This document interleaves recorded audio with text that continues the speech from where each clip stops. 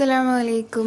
അപ്പോൾ സ്റ്റഡി ലീവൊക്കെ ആയതുകൊണ്ട് തന്നെ നിസ്കാരം കഴിഞ്ഞ് പിന്നെയും കിടന്നിട്ട് ഒരു 8 മണിയാകുമ്പോഴാണ് എഴുന്നേൽക്കുന്നത്. അത് കഴിഞ്ഞിട്ട് ഇപ്പോഴത്തെ എൻ്റെ പ്രധാന ശീലം എന്ന് പറയുന്നത് ഞങ്ങളുടെ വീട്ടിലിപ്പോൾ ഒരു കുഞ്ഞി പൂച്ചയുണ്ട്, അതിനെ കളിപ്പിച്ച് നടക്കലൊക്കെയാണ് കേട്ടോ. അപ്പോൾ അതാണെന്ന് വെച്ചാൽ ഈ വീട്ടിൽ ആദ്യമായിട്ട് ഇങ്ങനെ ഒരു പൂച്ച ഇങ്ങനെ വളർന്നു വരുന്നത്. സാധാരണ ഇതിൻ്റെ തള്ളപ്പൂച്ച ഒരുപാട് പ്രസവിക്കും, പക്ഷെ പ്രസവിക്കുന്നതൊക്കെ പെട്ടെന്ന് ചത്തുപോകും. ഇതിൻ്റെ ഒപ്പം 4 പൂച്ചക്കുഞ്ഞുങ്ങളുണ്ടായി. അതിലും ഇതുപോലെ അസുഖമൊക്കെ വന്നിട്ട് ഞങ്ങൾ ഉടനെ തന്നെ അടുത്തുള്ള ഹോസ്പിറ്റലിൽ കൊണ്ടുപോയി കാണിച്ചു. പക്ഷേ മരുന്നൊക്കെ കൊടുത്തെങ്കിലും ഈ ഒരെണ്ണം മാത്രമേ ഇപ്പോൾ ഉള്ളൂ കേട്ടോ. ഇതാണെങ്കിൽ ഞങ്ങളെ കണ്ട് വളർന്നുകൊണ്ടാണോന്ന് അറിയില്ല, തിന്നുക, ഫുൾ ടൈം ഉറക്കും. പക്ഷെ നല്ല രസമാണ് ഇതിനെ എന്നെ കളിപ്പിച്ചുകൊണ്ടൊക്കെ ഇരിക്കാൻ തന്നെ. എനിക്ക് ശരിക്കും പറഞ്ഞാൽ പൂച്ചകളെ ഭയങ്കര പേടിയാണ്. ഇതിൻ്റെ തള്ളപ്പൂച്ചയാണ് ഒട്ടും പേടിയില്ലാതെ ഉള്ളൂ. കാരണം അതിനെനിക്കെന്തൊരു വിശ്വാസം, അതെന്നെ ഒന്നും ചെയ്യില്ല എന്നുള്ള വിശ്വാസം. ഇപ്പോൾ ഈ പൂച്ചേനോട് ഇങ്ങനെ പേടിയൊക്കെ മാറി വരുന്നുണ്ട്. ഇങ്ങനെ കാലൊക്കെ അടുത്ത് വെച്ചാലും എപ്പോൾ വേണമെങ്കിലും മാന്തും എന്നുള്ള പേടിയിൽ തന്നെയാണ് നിൽക്കുന്നത്. അങ്ങനെ പൂച്ചനെ കളിപ്പിച്ച് കഴിഞ്ഞ് ഫുഡ് കഴിക്കാൻ പോണേണ്. ഇന്നെന്ന് പറയുന്നത് പുട്ടും കടലയാണ്. പക്ഷേ നമ്മൾ തലേന്നത്തെ മീൻചാറ് കൂട്ടി പുട്ട് കഴിക്കണതിൻ്റെ രസം വേറാണല്ലേ. അതുകൊണ്ട് ഞാൻ അതാണ് കഴിച്ചത്. അത് കഴിഞ്ഞിട്ട് സ്റ്റഡി ലീവ് എന്ന് പറയുന്നത് സ്റ്റഡിക്കാണ്. പക്ഷേ ഇത്ര നാൾ കിട്ടിയിട്ട് ഞാൻ ഇന്നാണ് മര്യാദക്ക് പഠിക്കാൻ തുടങ്ങണത് തന്നെ. എങ്ങനെയാണെങ്കിലും പഠിക്കുന്നതിന് മുമ്പ് ഒരു ഇതാവട്ടെ എന്ന് കരുതിയിട്ട് ഞാൻ ജേർണലിങ് ചെയ്യാമെന്ന് കരുതി. ഈ സ്റ്റിക്കറും ഒക്കെ വാങ്ങിച്ച് വെച്ച് ഒരിടയ്ക്ക് ഭയങ്കരമായിട്ട് ഉപയോഗിക്കുമായിരുന്നു. പക്ഷേ ഇപ്പോഴെന്താണെന്ന് അറിയില്ല, ഇതൊന്നും ചെയ്യാനോ ഉപയോഗിക്കാനോ ഒരു തോന്നലില്ല. അപ്പോൾ അതൊക്കെ കുറേ നാളായിട്ട് ഇങ്ങനെ ആ പെട്ടിക്കകത്ത് കിടക്കണമായിരുന്നു. അപ്പോൾ എന്തായാലും ഇന്ന് ഒരു ആവേശം വന്നുകൊണ്ടും വീഡിയോ എടുക്കണോണ്ടൊക്കെ ആയിരിക്കും കേട്ടോ, എന്തായാലും ഒരു ജേർണലും കാര്യങ്ങളൊക്കെ ചെയ്യാമെന്ന് കരുതി. അപ്പോൾ ഇതൊക്കെ ഞാൻ ആ സമയത്തിന് അതിനെ വാങ്ങിച്ചു കൂട്ടിയ സ്റ്റിക്കറുകൾ. ഇതിലും കുറേ ഉണ്ടായിരുന്നു, പക്ഷേ കുറേയൊക്കെ തീർന്നു. ഇപ്പോൾ ഇത്രയൊക്കെയുള്ളൂ ബാക്കി. അപ്പോൾ ഞാൻ ബുക്കൊക്കെ തുറന്നപ്പോഴേക്കും എൻ്റെ ഐഡിയ അല്ലെങ്കിൽ ഞാൻ തീരുമാനം മാറ്റി സ്റ്റിക്കറൊന്നും യൂസ് ചെയ്യാണ്ട് ജസ്റ്റ് ഒരു സെൽഫ് കെയറിൻ്റെ ഒരു പേജ് അങ്ങ് ചെയ്യാമെന്ന് കരുതി. വെറുതെ പേന കൊണ്ട് മാത്രം വരച്ചിട്ടുള്ള ചെയ്യാമെന്നാണ് കരുതിയത്. ആദ്യം ഞാൻ എന്തായാലും പെൻസിൽ കൊണ്ട് വരച്ചിട്ടാണ് പിന്നെ പേന ഉപയോഗിക്കുന്നത്. പിന്നെ എൻ്റെ ബ്ലാക്ക് എഴുതുന്ന ബ്രഷ് പെൻ തീർന്നുകൊണ്ട് തന്നെ ഞാൻ ആ ഒരു കാലിഗ്രഫി പോലെ പേന കൊണ്ട് തന്നെ ഇങ്ങനെ ഡാർക്കൺ ചെയ്ത് പോവുക ചെയ്യണത്. ഇത് ഞാനൊരു ഗൂഗിളിലോ പിൻട്രസ്റ്റിലോ എന്തോ കണ്ടൊരു ഇൻസ്പിറേഷൻ, അത് വെച്ചിട്ടാണ് ഞാൻ ഇപ്പോൾ വരയ്ക്കണത്. ശരിക്കും പറഞ്ഞാൽ ഇതെൻ്റെ സെക്കൻഡ് ജേണലാണ്. ഫസ്റ്റ് ഞാൻ മേടിച്ചത് 2022 ആണ്. അത് കഴിഞ്ഞിട്ടുള്ള ഒരു ഇയർ 2023 ആണ് ഈ ഡയറി വാങ്ങിച്ചത്. എന്നാലും അത് പക്ഷേ കണ്ടിന്യൂസ് ഞാൻ ഉപയോഗിച്ചില്ല. അത് നിറയാൻ മാത്രം ഞാൻ ഒന്നും ചെയ്തിട്ടില്ല. അപ്പോഴേക്കും എൻ്റെ ആ ഒരു ഇതൊക്കെ പോയായിരുന്നു. എന്നാലും അത് കഴിഞ്ഞിട്ട് എനിക്ക് സ്റ്റേഷനറി പാലിൻ്റെ ഒരു ഗിവ് അവേക്ക് വേറൊരു ഡയറി കിട്ടിയായിരുന്നു, ജേണൽ പോലത്തെ ചെറിയൊരു ഡയറി കിട്ടിയായിരുന്നു. അതിപ്പോഴും ഉപയോഗിക്കാറുണ്ട്. പക്ഷെ അത് ജേണലിങ് ചെയ്യാൻ വേണ്ടിയിട്ടല്ല, ഒരു എൻ്റെ പേഴ്സണലായിട്ടുള്ള ഡയറി എന്നുള്ള രീതിക്ക് എന്തെങ്കിലും സ്പെഷ്യലായിട്ട് നടക്കുമ്പോൾ എഴുതാൻ വേണ്ടിയിട്ടൊക്കെ ഞാൻ ചെയ്യാറുണ്ട് അതിൽ.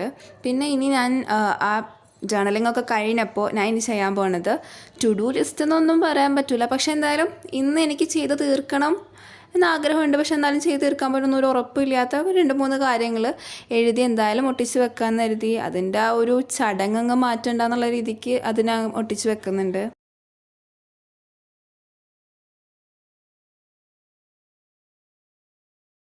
അങ്ങനെ പഠനത്തിന് മുന്നേയുള്ള പ്രിപ്പറേഷനും ഓരോ ഇതൊക്കെ കഴിഞ്ഞിട്ട് പഠിക്കാതിരിക്കാൻ പോണേണ്. അപ്പോൾ എൻ്റെ ഫസ്റ്റ് എക്സാം എന്ന് പറയുന്നത് DSS ആണ്, ഡിസൈൻ ഓഫ് സ്റ്റീൽ സ്ട്രക്ചർ എന്ന് പറയുന്നത്. അപ്പോൾ ഇത് പഠിക്കാൻ നേരത്ത് നമ്മുടെ കയ്യിൽ കോഡ് ഉണ്ടായിരിക്കണം, നോട്ട്ബുക്ക് ഉണ്ടായിരിക്കണം, പിന്നെ ഒരു കാൽക്കുലേറ്റർ ഉണ്ടായിരിക്കണം, റഫ് പേപ്പർ ഉണ്ടായിരിക്കണം, അതുപോലെ തന്നെ ഒരു റഫ് ബുക്കും വേണം. എന്നിട്ട് ഈ റഫ് പേപ്പറിൽ നമ്മൾ എന്താ ചെയ്യേണ്ടതെന്ന് വെച്ചാൽ ഇക്വേഷൻസ്, സ്റ്റെപ്പ് കാര്യങ്ങളൊക്കെ എഴുതി വെക്കുക. എന്നിട്ട് നമ്മൾ നോട്ട്ബുക്കൊക്കെ നോക്കി കോഡൊക്കെ നോക്കിയിട്ട് ഈ റഫായിട്ടുള്ള ബുക്കിൽ നമ്മൾ ഓരോ ക്വസ്റ്റ്യൻസും എഴുതി ചെയ്ത് പോകണം. കാരണം ഇത് അല്ലെങ്കിൽ എല്ലാം കൂടി കൺഫ്യൂഷൻ ആകും. അപ്പോൾ ഞാൻ ഇതുപോലത്തെ ഒരു ഡയറിയാണ് റഫ് ബുക്കായിട്ട് നമ്മൾ യൂസ് ചെയ്യുന്നത്. അപ്പോൾ ഞാൻ എന്തായാലും റഫ് പേപ്പർ എടുത്തിട്ട് ഇക്വേഷൻസും സ്റ്റെപ്പും കാര്യങ്ങളൊക്കെ എഴുതാൻ പോണേണ്. അപ്പോൾ എഴുതാൻ പോണതിൻ്റെ എന്തോ ഒരു ഇതാണെന്ന് എനിക്കറിയില്ല, ഞാൻ തുടങ്ങിയപ്പോൾ തന്നെ എൻ്റെ പേന അങ്ങ് തീർന്നിട്ടുണ്ട്. അപ്പം തന്നെ എനിക്കൊരു നെഗറ്റീവ് അടിച്ചു. പക്ഷേ അതും പറഞ്ഞിരിക്കുന്നിട്ട് കാര്യമില്ല, ബാക്കി എഴുതി ചെയ്ത് പോയേ പറ്റുള്ളൂ. പിന്നെ DSS എന്ന് പറഞ്ഞ ഈ സബ്ജക്റ്റ് എന്നൊക്കെ പറയുന്നത് കഴിഞ്ഞതിൻ്റെ മുമ്പത്തെ സെമ്മിൽ DCS എന്ന് പറഞ്ഞൊരു സബ്ജക്റ്റ് ഉണ്ട്. ഈ സെയിം പോലെ തന്നെയാണ് ഇതിപ്പോൾ സ്റ്റീൽ സ്ട്രക്ചർ ആണെങ്കിൽ അത് കോൺക്രീറ്റ് സ്ട്രക്ചറിനെ പറ്റിയുള്ള ഒരു സബ്ജക്റ്റാണ്. അപ്പോൾ ഈ കോഡും കാര്യങ്ങളൊക്കെ എടുത്തുകൊണ്ട് നമ്മൾ പരീക്ഷ ഹാളിൽ പോകുമ്പോൾ ഇതിനെപ്പറ്റി അറിയാത്ത ആൾക്കാർ വിചാരിക്കും ബുക്ക് കൊണ്ട് പരീക്ഷ എഴുതുക നല്ല സുഖമായിരിക്കും എന്നൊക്കെ കരുതും. പക്ഷെ അങ്ങനെയല്ല.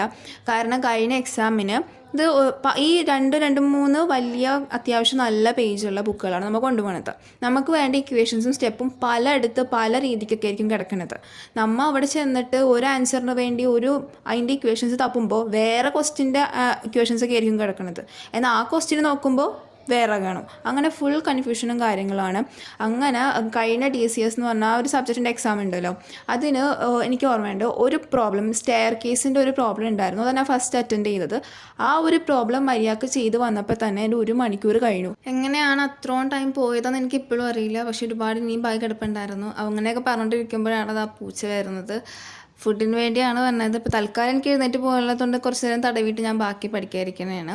അങ്ങനെ കുറച്ച് നേരം കഴിഞ്ഞപ്പോഴേക്കും എൻ്റെ ആ ഒരു മൊഡ്യൂളിലുള്ള എല്ലാ സ്റ്റെപ്പുകളും ഇക്വേഷനൊക്കെ എഴുതി തീർന്നിട്ടുണ്ട്. അത് വലിയ പാടില്ല. കാരണം ഏകദേശം എനിക്ക് ഇക്വേഷൻ ഒരുപോലെയൊക്കെ ഇരിക്കണതുകൊണ്ട് വലിയ പാടുള്ളതായിട്ട് എനിക്ക് തോന്നുന്നില്ല. പക്ഷേ ക്വസ്റ്റ്യൻസ് ചെയ്ത് വരുമ്പോൾ പാടുണ്ടാവുമല്ലോ, അതെന്തായാലും ഉറപ്പാണ്. പിന്നെ അതാണെങ്കിൽ നോട്ടിൽ 2-3 പേജ് ബ്ലാങ്കായി കിടക്കണം. അതിന് നോട്ട് ഫ്രണ്ട്സിനോട് ചോദിക്കണം. അപ്പോൾ പിന്നെ പൂച്ചക്ക് എന്തായാലും ഫുഡ് കൊടുക്കാൻ കരുതി. എനിക്കും വിശക്കുന്നുണ്ട്. അപ്പോൾ എനിക്കൊരു റെസ്റ്റ് ആവുമെന്ന് കരുതി ഞാൻ താഴത്തോട്ടൊക്കെ വന്ന് പൂച്ചക്ക് ബിസ്ക്കറ്റും കാര്യങ്ങളൊക്കെ കൊടുത്തിട്ട് പിന്നെ ഞാൻ കുറച്ച് നേരം അവിടെ ഇങ്ങനെ സ്റ്റെപ്പിലിരുന്നു പൂച്ച തിന്നുന്നതൊക്കെ ആസ്വദിച്ച്. എന്നിട്ട് ഞാൻ അടുക്കളയിൽ പോയിട്ട് എനിക്ക് എന്തെങ്കിലും തിന്നാനുണ്ടാവും നോക്കണം. കാരണം കഴിഞ്ഞ ദിവസങ്ങളിലൊക്കെ വീട്ടിലിരിക്കുന്നതുകൊണ്ട് ഉള്ള പാക്കറ്റൊക്കെ ഞാൻ തീർത്തിട്ടുണ്ട്. അപ്പോൾ ഇനി തപ്പിയിട്ട് വേണം അടുത്ത് ഉണ്ടോ ഇല്ലയോ നോക്കാൻ വേണ്ടിയിട്ട്. അങ്ങനെ തപ്പിയപ്പോൾ എനിക്ക് ഒരു സാധനം കിട്ടി, തേങ്ങ കൊണ്ട. അപ്പോൾ അത് 2 എടുത്തിട്ട് ഞാൻ ഇന്ന് തിന്നണേണ്. അങ്ങനെ ഇതൊക്കെ തിന്ന് കഴിഞ്ഞ് ഞാൻ ചെന്ന് നോക്കുമ്പോൾ കുഞ്ഞിപ്പൂച്ച കിടന്ന് ഉറങ്ങണ്. ഇതിൻ്റെ സ്ഥിരം പരിപാടിയാണ് കേട്ടോ ഉറക്കമെന്ന് പറയണത്. അപ്പോൾ ഫസ്റ്റത്തെ ഉറക്കമാണ് ഇപ്പോൾ ഞാൻ കണ്ടത്. അത് കഴിഞ്ഞ് ഞാൻ വീണ്ടും പഠിക്കാതിരിക്കണേണ്. ഇക്വേഷൻസൊക്കെ എഴുതി കഴിഞ്ഞല്ലോ. ഇനി നമുക്ക് ക്വസ്റ്റ്യൻസൊക്കെ ചെയ്തു തുടങ്ങണം. അപ്പോൾ ഫസ്റ്റ് മൊഡ്യൂളിൽ 2 സെക്ഷൻ ഉണ്ട്. ബോൾട്ടഡ് കണക്ഷൻ ഉണ്ട്, വെൽഡഡ് കണക്ഷൻ ഉണ്ട്. ബോൾട്ടഡ് കണക്ഷൻ വീണ്ടും ലാബ് ജോയിൻ ഉണ്ട്, ബട്ട് ജോയിൻ ഉണ്ട്. അപ്പോൾ ഉച്ചയ്ക്ക് ഭക്ഷണം കഴിക്കുന്നതിന് മുന്നേ ലാബ് ജോയിൻ്റെ പ്രോബ്ലം തീർക്കണം എന്ന് എനിക്ക് നല്ല ആഗ്രഹമുണ്ട്. പക്ഷെ ലാബ് ജോയിൻ്റെ പ്രോബ്ലം കുറച്ചുള്ളൂ, 2 ഉള്ളൂ. അപ്പോൾ വേറെ 1-2 കൂടി വല്ല പ്രീവിയസ് ഇയറിൽ നിന്നൊക്കെ നോക്കി അതും ചെയ്ത് തീർക്കണം എന്നുണ്ട്. അപ്പോൾ അതൊക്കെയാണ് ഇപ്പോൾ തൽക്കാലം ഉച്ചവരെയുള്ള എൻ്റെ ഗോൾ എന്ന് പറയുന്നത്. പിന്നെ ഒരു ഗുഡ് ന്യൂസ് എന്ന് പറയുന്നത് എൻ്റെ മൈൻഡറിൻ്റെ മിനി പ്രൊജക്റ്റിൻ്റെ പ്രസൻറ്റേഷനൊക്കെ കഴിഞ്ഞ ദിവസങ്ങൾ കഴിഞ്ഞിട്ടുണ്ട്. അപ്പോൾ അതോടെ എൻ്റെ മൈനർ ഡിഗ്രി കംപ്ലീറ്റ് ആയിട്ടുണ്ട് CS. അപ്പോൾ എനിക്ക് മൈനർ ഡിഗ്രി ഫുള്ള് കംപ്ലീറ്റ് ആയി. ഇനി ബിടെക്ക് അടുത്തൊരു സെമ്മും കൂടി കഴിഞ്ഞാൽ ബിടെക് ഡിഗ്രിയും കഴിയും. പിന്നെ പണിക്ക് പോകണം, അല്ലെങ്കിൽ ഹയർ സ്റ്റഡീസ് നോക്കണം. എന്തായാലും മൈനർ കഴിഞ്ഞപ്പോൾ വല്ലാത്തൊരു സന്തോഷമുണ്ട് കേട്ടോ എനിക്ക്. പിന്നെ ഈ സബ്ജക്റ്റിനൊക്കെ ഒരു പ്രത്യേകത എന്താണെന്ന് വെച്ചാൽ DSS ആണെങ്കിലും DCS ആണെങ്കിലും നമുക്ക് ആൻസർ കറക്റ്റ് ആയിരിക്കണം എന്നില്ല. കാരണം നമ്മൾ കുറേ വാല്യൂസ് അസ്യൂം ചെയ്തെടുക്കണേ ചെയ്യണത്. ഇപ്പം ഞാൻ അസ്യൂം ചെയ്യുന്നത് എൻ്റെ ഇഷ്ടത്തിലാണ്. അപ്പോൾ അതുകൊണ്ട് തന്നെ എൻ്റെ ആൻസർ കറക്റ്റ് ആ ക്വസ്റ്റ്യനിൽ അല്ലെങ്കിൽ വേറൊരാൾ എഴുതുന്ന കറക്റ്റ് ആൻസർ ഒരേ സെയിം ആയിരിക്കണം എന്നൊരു നിർബന്ധമില്ല. അതുകൊണ്ട് തന്നെ ആ നല്ലൊരു കാര്യം ഈ സബ്ജക്റ്റിനുണ്ട്. അപ്പോൾ മെയിനായിട്ട് അവർ നോക്കുന്നത് നമ്മളുടെ സ്റ്റെപ്പ് കാര്യങ്ങളൊക്കെ കറക്റ്റാണോ, നമ്മൾ എഴുതുന്ന ഇക്വേഷൻസ് കറക്റ്റാണോ. പിന്നെ കോഡിൽ നിന്ന് നമ്മൾ ഇക്വേഷൻസ് എഴുതുമ്പോൾ റെഫർ എന്ന് പറഞ്ഞ് കൊടുക്കണം. ഇന്ന കോഡിൽ നിന്ന് ഇന്ന പേജ് നമ്പറിൽ നിന്ന് നമ്മൾ എടുത്ത ആ ഇക്വേഷൻ ആണെന്ന് കറക്റ്റ് കൊടുക്കണം. അപ്പം അങ്ങനെയൊക്കെ എല്ലാം കംപ്ലീറ്റ് ആണ്, ഫിഗറൊക്കെ ഉണ്ട് എങ്കിൽ അവരെന്ത് ചെയ്യും, ഫുൾ മാർക്ക് നമുക്ക് തരും.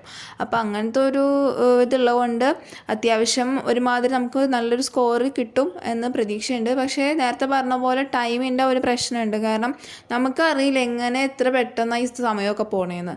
എന്നാലും അന്നത്തെ ആ ഒരു പ്രോബ്ലം എനിക്ക് പോയത് എനിക്കിപ്പോഴും ആലോചിക്കുമ്പോൾ എന്തോ പോലെ ഉണ്ട്. കാരണം എനിക്ക് കയറിയത് ഓർമ്മയുണ്ട്, ഒരു പ്രോബ്ലം കഴിഞ്ഞു നോക്കുമ്പോൾ 1 മണിക്കൂർ കഴിഞ്ഞു, പിന്നെ എനിക്ക് 2 മണിക്കൂർ.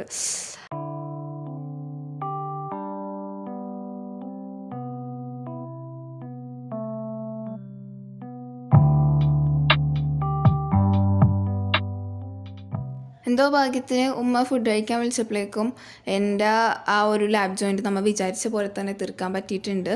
അപ്പോൾ ഞാൻ താഴ്ത്തിയപ്പോൾ വീണ്ടും പൂച്ച ഉറങ്ങിക്കൊണ്ടിരിക്കണ, സ്ഥലം മാറിയെന്ന് മാത്രമേ ഉള്ളൂ.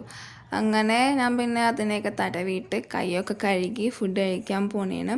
അപ്പോൾ ഇന്നെന്ന് പറയണത് മീൻ കറി ഒന്നുമില്ല, ചോറ്, പിന്നെ വെണ്ടയ്ക്കയുണ്ട്, പിന്നെ സാമ്പാറുണ്ട്. സാമ്പാർ എനിക്ക് വലിയ ഇഷ്ടമല്ല, പക്ഷെ അതിൽ ഉരുളക്കിഴങ്ങ് എനിക്കിഷ്ടമാണ്. അപ്പോൾ അത്യാവശ്യം ഉരുളക്കിഴങ്ങൊക്കെ വാരിയെടുത്തിട്ടിട്ടുണ്ട്. ഇതിലും നല്ലത് ഇവർക്ക് സെപ്പറേറ്റ് കറി ഉണ്ടാക്കിവിടെ, എന്തിനെല്ലാം കൂടി സാമ്പാറാക്കി ഉണ്ടാക്കണേ. അതെല്ലാം കഴിഞ്ഞ് ഞാൻ പപ്പടവും ഇട്ട് തിന്നാൻ പോവാണ്. അങ്ങനെ കുളിക്കലും നിസ്കാരവും ഒക്കെ കഴിഞ്ഞിട്ട് എനിക്ക് മാഗി തിന്നാൻ തോന്നി. അങ്ങനെ ഞാൻ പുറത്ത് കടയിൽ പോയിട്ട് മാഗി വാങ്ങിക്കാൻ പോണേണ്. അപ്പോൾ എനിക്ക് എന്താണെന്ന് അറിയില്ല, ഇങ്ങനെ വീഡിയോ എടുത്തപ്പോൾ നല്ല ഭംഗി തോന്നി. ആ ഒരു വെയിൽ നേരിട്ട് കൊള്ളുമ്പോൾ നല്ല ചൂടാണെങ്കിലും ഈ വീഡിയോയിൽ കാണാൻ നല്ല ഭംഗി തോന്നി. അങ്ങനെ മാഗി നോക്കിയപ്പോൾ പലതരം മാഗി. എനിക്ക് നോർമൽ വൺ മതിയായിരുന്നു, പക്ഷേ നോർമൽ വൺ കാണാത്തതുകൊണ്ട് ജസ്റ്റ് ഈ മാഗി എടുത്തത്. പിന്നെ ഒരെണ്ണമായിട്ട് പോയി ഉണ്ടാക്കി തിന്ന് കഴിഞ്ഞാൽ വീട്ടിൽ പ്രശ്നമാവുന്നുണ്ട് വേറെ ഒരെണ്ണം അനിയത്തിമാർക്കും കൂടി എടുത്തിട്ടുണ്ട്.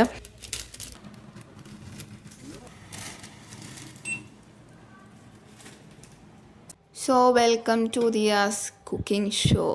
എനിക്ക് ഉണ്ടാക്കാൻ അറിയാവുന്ന ഏറ്റവും കുറച്ച് സാധനങ്ങളിൽ ഒന്നാണ് മാഗി എന്ന് പറയുന്നത്. പിന്നെ ഓംലേറ്റ്, ബുൾസൈ, ചായ, അങ്ങനത്തെ കുറച്ച് കാര്യങ്ങളും എനിക്കറിയാം. പിന്നെ മാഗി എന്ന് പറയുന്നത് ഏറ്റവും ആദ്യം ഞാൻ ഉണ്ടാക്കിയപ്പോൾ അത് ഫ്ലോപ്പായി പോയി, എന്താണെന്നറിയില്ല. പിന്നെ കുറേ നാളുകൾക്ക് ശേഷം എൻ്റെ ഫ്രണ്ട് രാത്രി പാതിരാക്കി ഉണ്ടാക്കി തിന്നുമെന്നൊക്കെ പറഞ്ഞപ്പോൾ ആ ഒരു കൊതി തോന്നി പിന്നെ ഉണ്ടാക്കിയതാണ്. പക്ഷെ അതിന് ശേഷമൊക്കെ നല്ല രീതിക്ക് ഉണ്ടാക്കാൻ പറ്റിയിട്ടുണ്ട്. അതുകൊണ്ട് പിന്നെ ഇപ്പോൾ ഇടയ്ക്കിടയ്ക്ക് ഇതുപോലെ മാഗി മേടിച്ച് ഉണ്ടാക്കി കഴിക്കൽ സ്ഥിരമാണ്.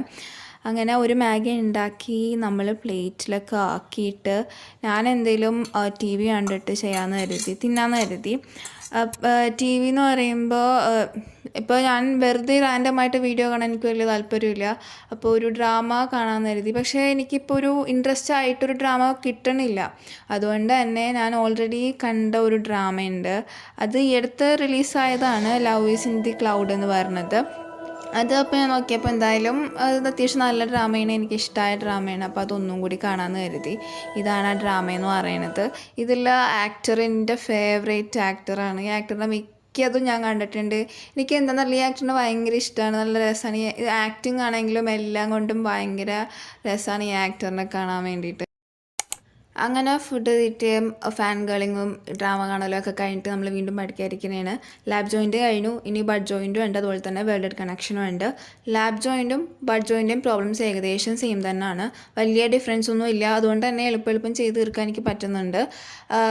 ചെറിയൊരു വ്യത്യാസമുള്ളൂ, കാരണം ചിലയിടത്ത് എന്നിൻ്റെ അവിടെ ഡബിൾ ഷെയർ കൊടുക്കണം, അങ്ങനെ ഭയങ്കര ചെറിയ വ്യത്യാസങ്ങളേ ഉള്ളൂ. അതുകൊണ്ട് തന്നെ അത് വലിയ ഒരുപാടും ഇല്ല, പിന്നെ പാടായിട്ട് എനിക്ക് തോന്നിയിട്ടില്ല. അതേസമയം വെൽഡഡ് കണക്ഷൻ കുറച്ചധികം ടഫായിട്ട് എനിക്ക് തോന്നിയിട്ടുണ്ട്, കാരണം ഇതുവരെയുള്ള പ്രോബ്ലത്തിൽ നിന്ന് കുറച്ചും കൂടി എവിടെയൊക്കെ ഒരു ഡിഫറൻസ് ആയിട്ട് പ്രോബ്ലംസ് വരുന്നുണ്ട്. പിന്നെ എല്ലാം ഒരേ സ്റ്റെപ്പുകളല്ല, പല ടൈപ്പ് ക്വസ്റ്റ്യൻസ് പല ടൈപ്പാണ് ഇവർ കാണിച്ചു തന്നേക്കുന്നത് മിസ്സ്. അതുകൊണ്ട് തന്നെ അതിന് ഇത്തിരി എഫേർട്ട് എടുക്കേണ്ടി വരും.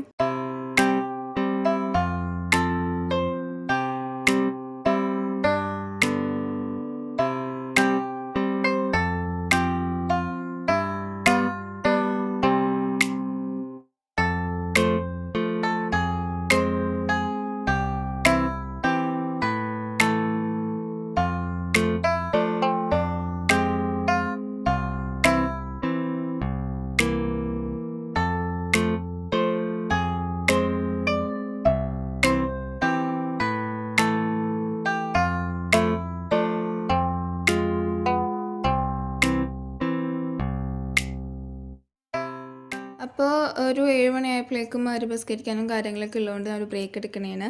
ഇപ്പോൾ എന്ന് പറയുന്നത് ബഡ് ജോയിൻറ്റ് കഴിഞ്ഞ് വെൽഡഡ് 2, 3, 4, 5 പ്രോബ്ലംസ് ചെയ്ത് കഴിഞ്ഞിട്ടുണ്ട്. ഇനിയും കുറച്ചും കൂടിയൊക്കെ ഉണ്ട്. അത് ചെയ്ത് കഴിഞ്ഞിട്ട് എന്തായാലും കിടന്നുറങ്ങണുള്ളൂ. അപ്പോൾ എന്തായാലും നിസ്കാരവും കാര്യങ്ങളും കഴിഞ്ഞിട്ട് ബാക്കി ഇനി ചെയ്യണുള്ളൂ. അപ്പോൾ ഇത്രയ്ക്കുള്ള ഇന്നത്തെ വീഡിയോ എന്ന് പറയുന്നത്. നിങ്ങൾക്ക് വീഡിയോ ഇഷ്ടമുണ്ടെങ്കിൽ ലൈക്ക് ചെയ്യുക. പിന്നെ ഇതുപോലത്തെ വീഡിയോസ് കാണാൻ ഇനിയും ആഗ്രഹങ്ങളൊക്കെ ഉണ്ടെങ്കിൽ സബ്സ്ക്രൈബും ചെയ്യുക, ബെല്ലൈക്കണും ക്ലിക്ക് ചെയ്യുക. പിന്നെ ഇതുപോലത്തെ കണ്ടൻസ് ഇഷ്ടമുള്ള ഫ്രണ്ട്സ് എന്തായാലും ഉണ്ടാകും, അവർക്കൊക്കെ ഷെയർ ചെയ്ത് കൊടുക്കുക. പിന്നെ നിങ്ങൾക്ക് എന്തെങ്കിലും ഐഡിയാസോ അല്ലെങ്കിൽ എന്തെങ്കിലും എന്നോട് പറയാനുണ്ടെങ്കിൽ എന്തായാലും കമൻറ്റ് ചെയ്യുക. അതല്ലാതെ എന്തെങ്കിലും ഡൗട്ടും കാര്യങ്ങളൊക്കെ ഉണ്ടെങ്കിൽ ഇൻസ്റ്റയിൽ DM ചെയ്താലും മതി. ഇൻസ്റ്റ ID ഞാൻ കൊടുത്തിട്ടുണ്ട്. അപ്പോൾ ഇത്രയൊക്കെയുള്ള ഇന്നത്തെ വീഡിയോ എന്ന് പറയുന്നത്. അടുത്ത വീഡിയോയിൽ കാണുന്നവരെ ബൈ.